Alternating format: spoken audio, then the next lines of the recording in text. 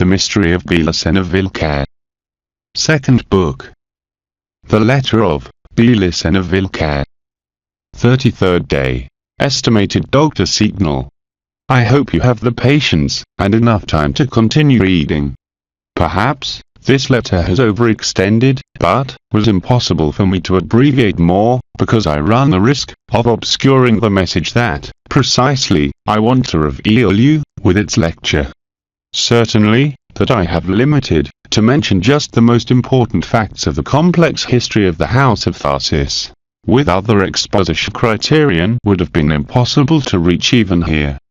Thence, I will try to resume, even more the part that is missing, not because the message is already revealed, nor because the next lacks of importance, but, because I run out of time, because I have a presentiment that they are getting nearer, each moment, and I wish that you, Doctor, rather I beg you to effectuate its entire reading and judge after. I know that my condition of mental disease rests not credit to its content if the same is rationally judged. But, I must not deny it, I trust in that you will adopt at the end other point of view. I have to abandon, thereby, the satanic immortals, who would not delay to return to the temple of Melchizedek, to talk again about the lords of Tharsis. Now will be understood, how the necessity that the House of Tharsis had to survive, influenced and gave definitive orientation to the strategy at the Circulus Demonicanis, and how this strategy culminated, when the inspired management of Philip IV fulfilled its objectives. Naso of Tharsis was prepared to return to the secret cavern, when the pestilence made its presence in the House of Tharsis. Immediately comprehended that he was the only survivor and, dominating the warrior fury that was sprouting from his spirit, he tried to evaluate with calm the situation. Being a Gulin's attack was not convenient to encourage hopes about the rest members of the family, except for the men of stone who, as he, were evidently invulnerable. Was disposed then, to await the confirmation of what occurred with the expedition of the Earl of Tarseville, and, during that wait, he checked with horror that the corpses of his relatives were transformed in bitumen of Judea. When Lugo de Braga came and the beginning of the pillage, Naso didn't need more information to know the fate of the Count and his knights, and in that moment he only thought in the Basilica of the Virgin of the Grotto, and her image, the most valuable that remained there for a man of stone. Without thinking it 2 times, he ran to the church, sword in hand, where 15 soldiers had already arrived, perhaps, with the intention to steal the golden chalice, and he had to face the fury of the wise warrior. Unequal combat for the Almogavars, and for any not initiated warrior, which cost their lives. When Naso approached to the altar, who was sure that he came first, he warned amazed a mutilation in the statuette of the child of stone. Someone had dissected the hand of stone that expressed the bell of rune. But that was not the moment to solve the enigma. Noio wrapped the busts of the Virgin and the child, with a cape and won a horse, the left shore of the river Rodial, where an unfrequented footpath would hem to the mountain range of Condelaria. The news about the extermination of great part of the family affected the strong old woman. 1,700 years before, another Vreya had lived a similar situation. Was not possible, she said almost for herself, that all that effort was in vain. Even by all the attacks suffered, until then, the House of Tharsis achieved to overpass always the difficult moments, although no one such critical as the present. But the progress were also many. The familiar guideline was almost accomplished. The cult of the cold fire since centuries ago that was giving men of stone to the lords of Tharsis, and they had preserved the stone of Venus, the most valued trophy for the enemy, was only missing a last effort of blood purification, that the family could produce a man of stone, able to understand the serpent with the symbol of the origin, that's to say, someone capable to project the symbol of the origin over the stone of Venus. That Hyperborean initiate would reach in this way the highest wisdom, the localization of the origin, and the stone of Venus would show them the lithic sign of the letter Agar. Then the lords of Tharsis could march towards the destiny that the liberator gods had reserved to them. and that moment not seemed to be far. The House of Farsis was conscious that the imminence with which would reach a man of stone, that would be pontiff, and would comprehend the major secrets. They were awaiting him with anxiety since many years ago, but they were all agreed that he would come soon. And the signs of the gods were coincident. How, then, how was occurring now this disaster? They had underestimated the enemy again. Undoubtedly, that was the answer. Was not maintained a sufficient state of alert, and was allowed to the enemy to act, who had to be attacked preventively once he approached to the region of Arasna.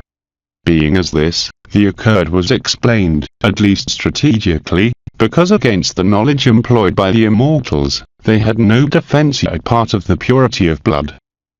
Was not possible, repeated the Vreya, that the liberator gods have abandoned us, at the will of the Gulines.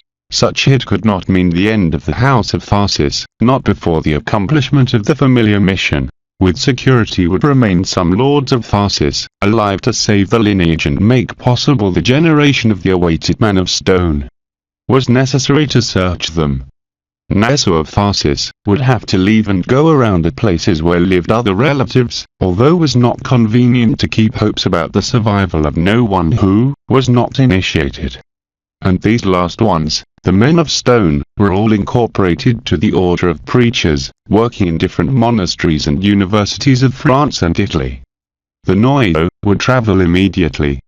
She would remain in guard, rationing all that was possible. The available victuals would resist 6 months, then, naturally, would die there, if Neso not returned at time.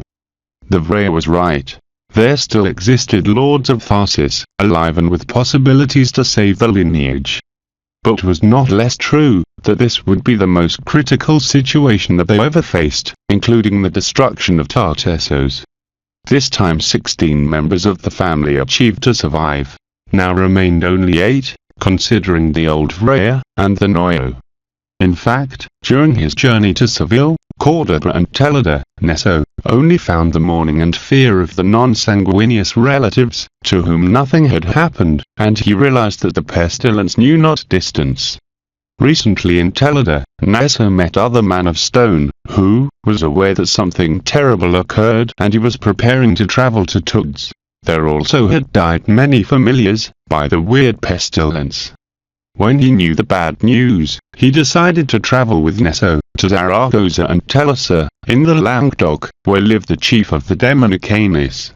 In Zaragoza, they realized that the final death has converted in bitumen the beautiful family of one of his cousins, mother of 12 children. The 13 of them died in the same moment, in the same fateful night. His husband, a Byzantine knight, talented professor of Greek, had no consolation. According to what he said to the lords of Farsis, the deceased had revealed years ago that an esoteric sect integrated by some terrible people called Galeen, was persecuting since ancient times to the lords of Farsis. When he exhaled such frightful scream, before he died, she clung to Pedro de Crete, and he believed to have distinguished the word Galeen, modulated with the last breath. For this reason, he swore later, over the 13 corpses, to revenge those dead if they were really consequence of the Guleen's black magic, just as was suggested by the horrible decomposition that was seen in the bodies. His life, explained Pedro, was destroyed, and he would have accepted to die that night before to survive bearing the pain to remember those he loved so much. He would consecrate his existence to search the Galeen, now his own enemies, and he would try to comply with his vow. He would revenge, or die in the attempt. Was evident, he said with innocence, that only the fury that was burning in his blood allowed to maintain him alive.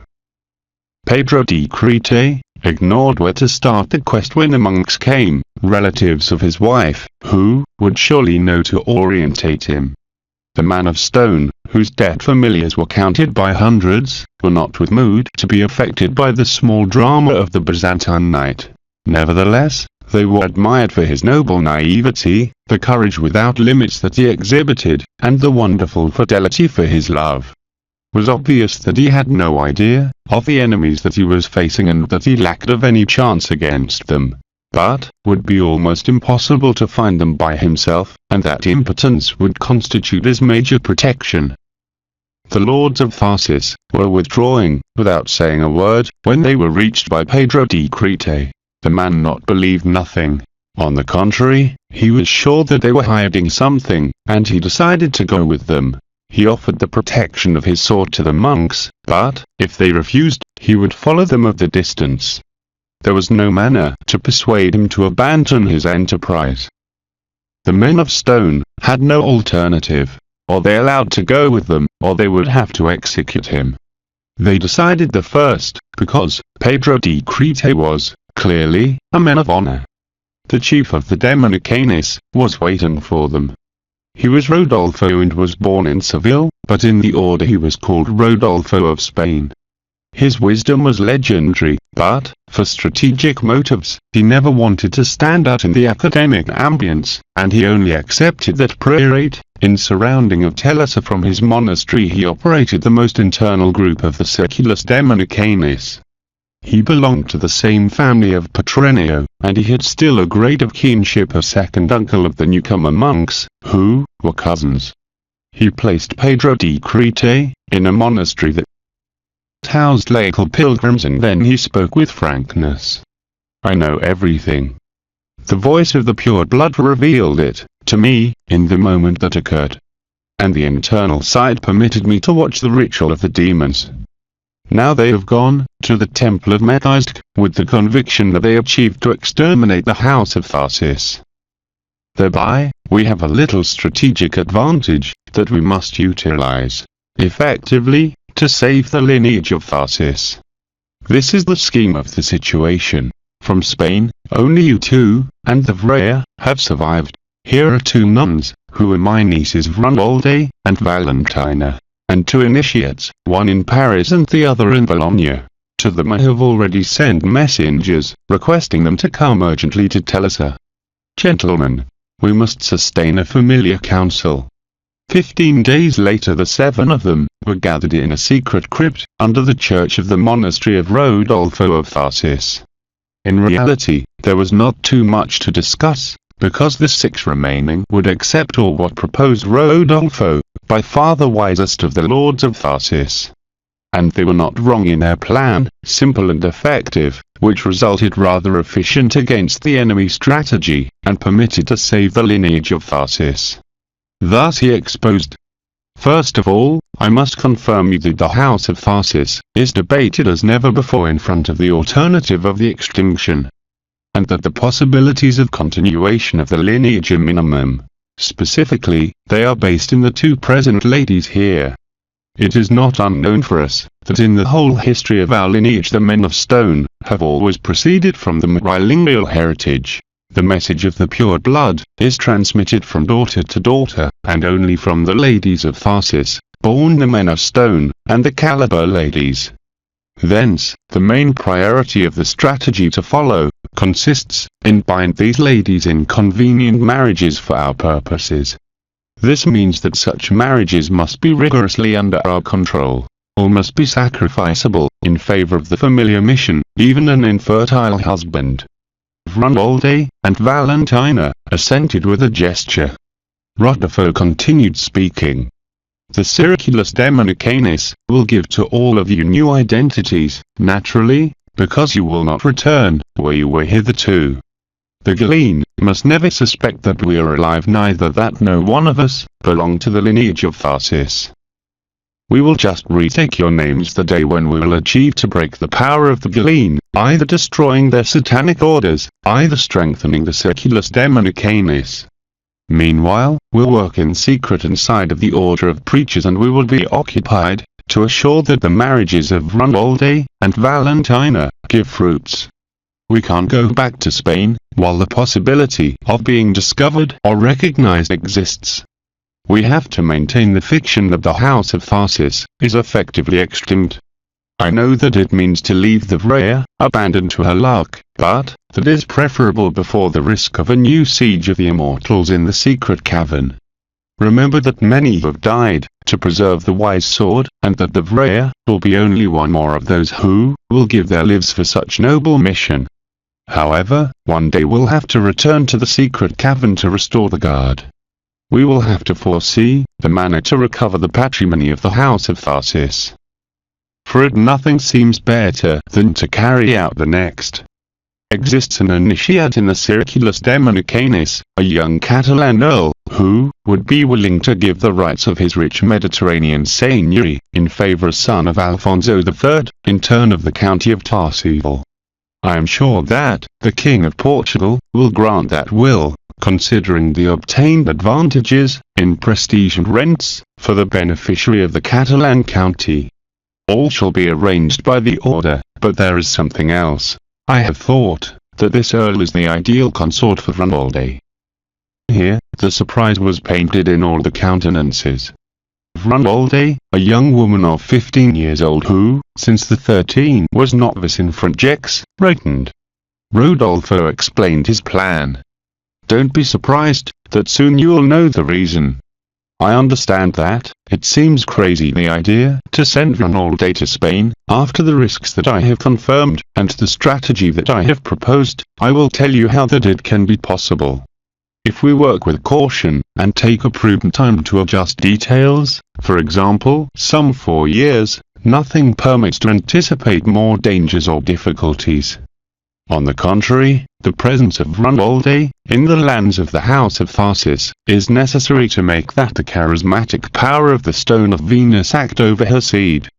Of course, we won't send her unprotected, because we dispose of the power to give her a new identity, whose change would be hardly noticed by the Gallene. The case is that one of the German members of the Circulus Demonicanis is a territorial lord, vassal of the House of Swabia, widower since many years ago, and consecrated to the preaching inside of the order.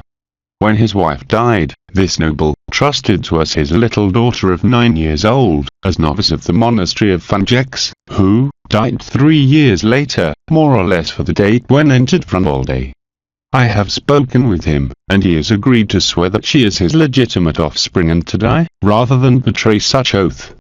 He will take Ronaldo with him to his castle in Austria and he will present her as his daughter, that he has abandoned the religious life for have been promised to a Catalan earl. For 4 years, he will integrate her to the German customs, and he will provide her all the information about his recent family. I hope that after that time, Ronaldo be able to pass as a German lady, and to respond all the interrogations of the lineage. For now here, we have already substituted the graves and adulterated the death certificates of the monastery, being that who died, and was buried 3 years ago, would be in that moment Ronaldo di Palencia. What do you think about this plan? In regard to Valentina, I will tell you that I have not decided anything and that we will have to search her husband, who collects the requested conditions by us. But, anyway, must disappear definitely, as member of the House of Tharsis. Therefore, I announce you also that Valentina di Palencia, Dominican nun, of the convent of Fungex, for the legal effects died that night in which the pestilence swept the House of Tharsis. Her death is written in the certificates and has her own sepulture in a cemetery of the order. While we prepare her future, she will be occulted in a farm that we have in San Felix de Caraman. Such property belonged to a noble of the lineage of the Remans, who was burnt by Simon de Montfort during one of his advances to Telesa. Dionica Live confessed heretic, was obeyed to pass his lifetime in one of enclosed monastery of the Order of Preachers. After his death, the rights passed to the order, that now has decided to sell them to a Roman knight, willing to live in these regions and owner of much gold to pay. This knight, Arnaldo Tiber, is no one else than our recently arrived from Bologna, here present. His mission will be, then, to carry out the production of the farm and rebuild the castle, that now is in ruins. Also he shall marry with a chosen lady amongst the families of the Demonicanis. Valentina will have to pass as his sister, or niece, until the situation be solved. Momentarily, will be housed there a man of stone, who comes from Teleda, and he will help in everything to the supposed Roman knight. You must have present that you will be vassals of the Count of Telesa, and, therefore, of the King of France. But, as the order of preachers will reserve the religious rights of the donation, your sword will be really at the service of the Pope and the Church. And I suggest you to accommodate in the castle, as chiefs of the garrison, or mayor, to the widower knight that has accompanied you from Spain. I have no doubts that he is someone legit. All occurred just how Rodolfo had planned, with one exception that didn't disturb the objectives, as will be seen immediately. The King of Portugal gave place to the request of the Catalan knight, strongly supported by the order of preachers, and he granted him the county of Tarseville. This was happening 1 year after the extinction of the House of Farsis by the pestilence, and, for that time, the Galene have meticulously inspected the village of Tours and the seigneurial residence. They would leave convinced that there were no lords of Tharsis alive, notwithstanding that they would extend the quest through all Spain, and then to the rest of Europe.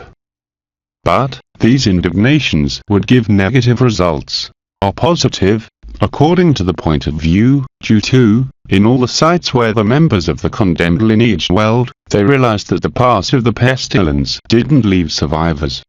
The new Count of Tarseville repopulated the village of Tours with 500 families of Barcelona and settled down at Carson in the seigneurial residence of 300 Catalan soldiers.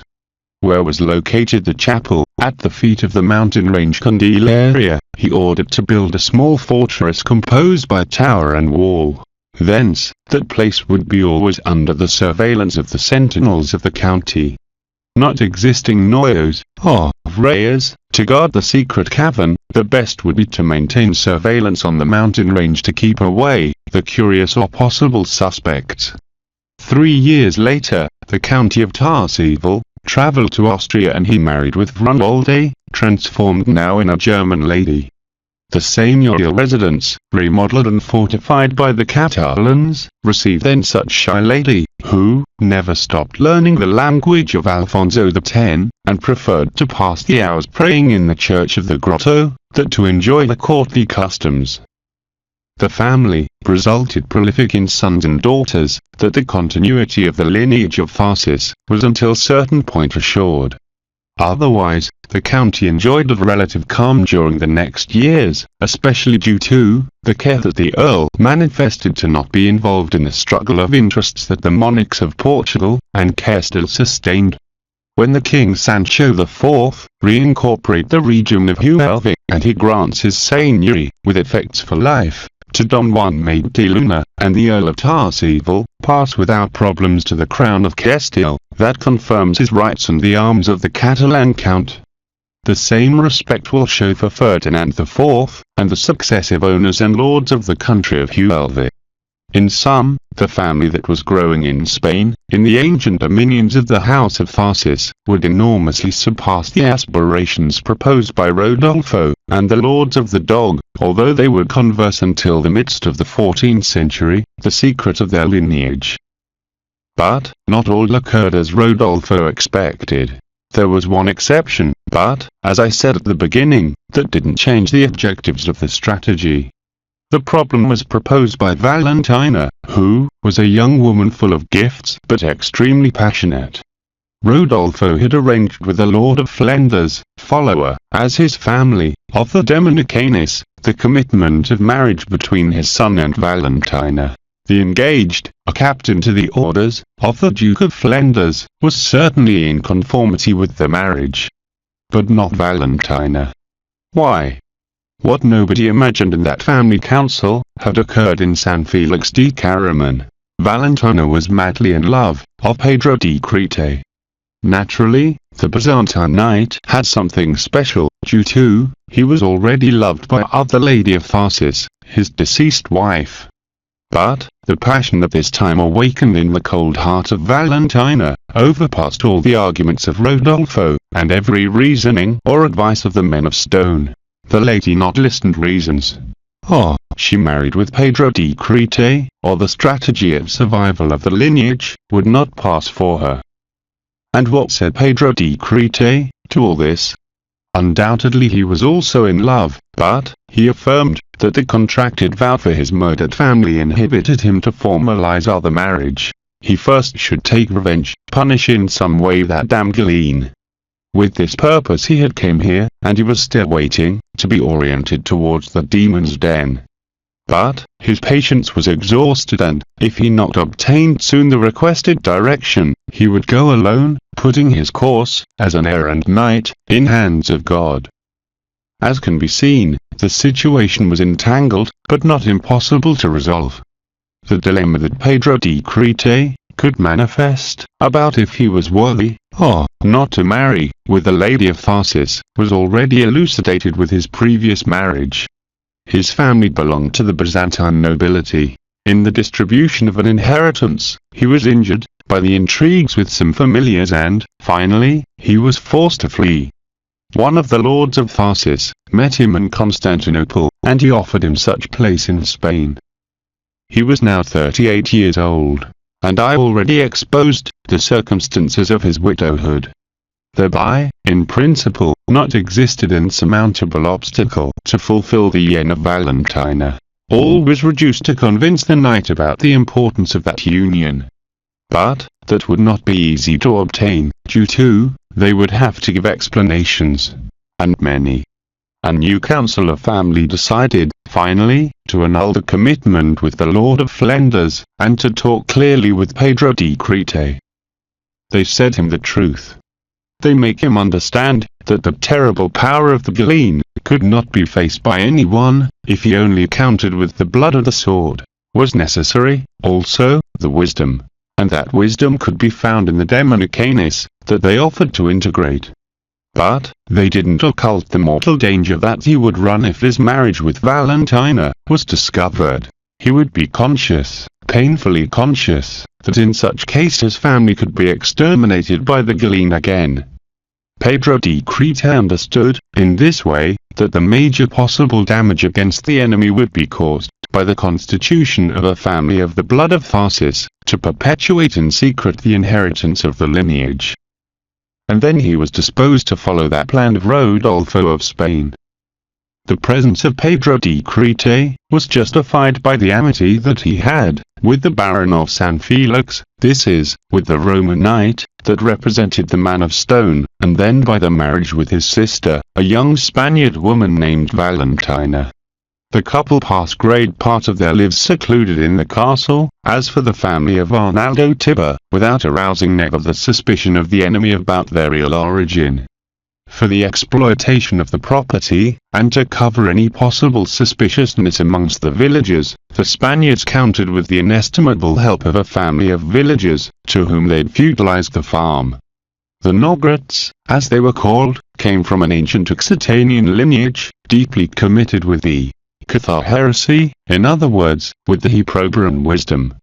Many of its members were burned by Simon de Montfort during the siege of Albi. The rest of the family would have ended in the state too if the Circulus Dominicanis would have not protected it, accepting in the inquisitor courts that they controlled their conversion to the Catholicism, and transferring them to San Felix de Caraman.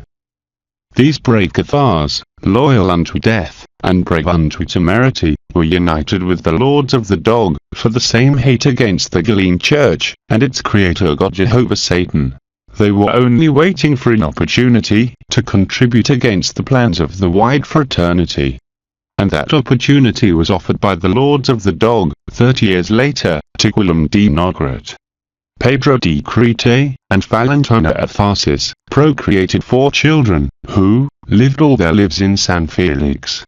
6 of their grandchildren, with other 10 familiars of Arnaldo Tiber, were those who returned to Spain since the year 1315. And amongst them was Enric Creeds, ancestor of Leto of Tharsis. It is clear then, Dr. Seatonal, why I have stopped to speak so much about them. I came directly from that couple, formed by Pedro and Valentina.